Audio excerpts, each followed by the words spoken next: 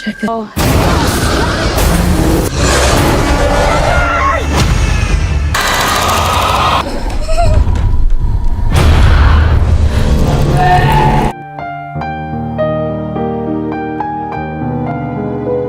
The film opens with Lena, a biologist, getting grilled by some lab folks during an interrogation. Everyone's skeptical of Lena because she's the only one who made it back from a dangerous mission and keeps saying, "I don't know" a lot. Then we see this fiery thing crash near a lighthouse like a meteor or something. We catch glimpses of these weird creatures moving around, and it's all mysterious and stuff.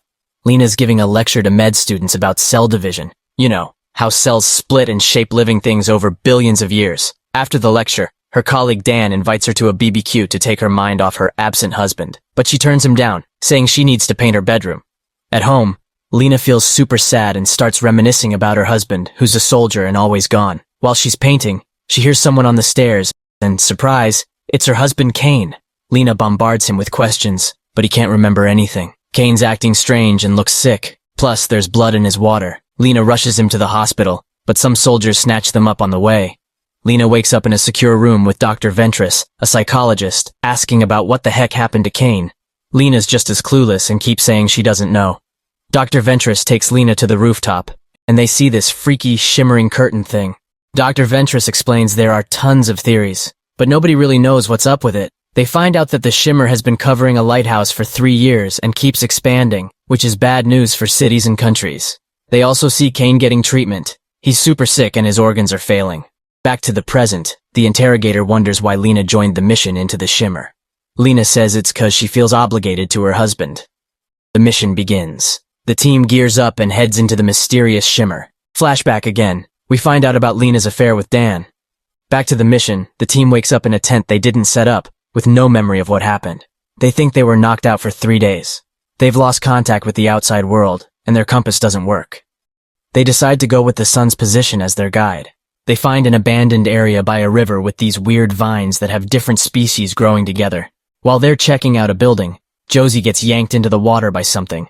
They save her, but the creature takes off with Josie's bag. Turns out, it was a big alligator, and it starts coming after them. Lena shoots at its mouth, but it's a tough one to kill. Lena also discovers that the alligator's teeth are messed up, with a mix of crocodile and shark teeth. Some crazy crossbreeding going on. Back to the present, Lena tells the interrogator that, as they got closer to the lighthouse, they encountered more mutated and duplicated plants and animals. Some were seriously freaky looking. Turns out Lena used to be in the army for 7 years before becoming a teacher, so she knows how to handle a gun. They come across an empty building by a lake, and Lena notices these crazy vines growing there. After checking out the building, they find signs left by a previous military team. Lena sees the parameters they set. And guess whose name is on there? Yep, her husband Kane. They watch a video left by the previous team, and it's horrifying. Kane is dissecting a soldier and finds this weird snake-like creature inside. One of the team members dismisses it as crazy talk and blames it on tricks of the light. They stumble upon a mutated soldier's corpse in an empty swimming pool. It's a gruesome sight. Josie gets scared and doesn't want to stay the night, but Dr. Ventress insists they can't waste time, so they end up in a watchtower for the night. Flashback time. Kane says goodbye without telling Lena where he's going. He's all mysterious and just says he loves her, but no hugging or kissing. Back to the mission. Lena wakes up and finds Dr. Ventress in the guard post. She shows Lena a map to the lighthouse and reminds her to keep her relationship with Kane a secret. But after watching the video, that secret could be a problem. Dr. Ventress thinks Kane volunteered for the mission because he had issues and a death wish, maybe because of their marital problems. They hear wild animal sounds and get all tense.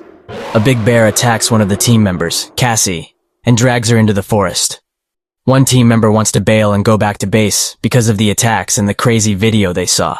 They argue, but eventually they agree to follow the coastline for 2 days instead of going back. Back to the interrogation, the interrogator spills the beans that Dr. Ventress has cancer and won't be going home. Lena already knew that, apparently. On their journey, they find Cassie's shoes, and Lena decides to look for her alone. She finds these deer-like creatures that mutated and stuff. Eventually, Lena discovers Cassie dead. They keep going and find more and more bizarre things, plants shaped like humans and stuff. Josie thinks the shimmer isn't just mutating animals and plants, but humans too. Dr. Ventress wants to stay in an empty house for the night. Anya starts freaking out about her hands, feeling like something's wrong.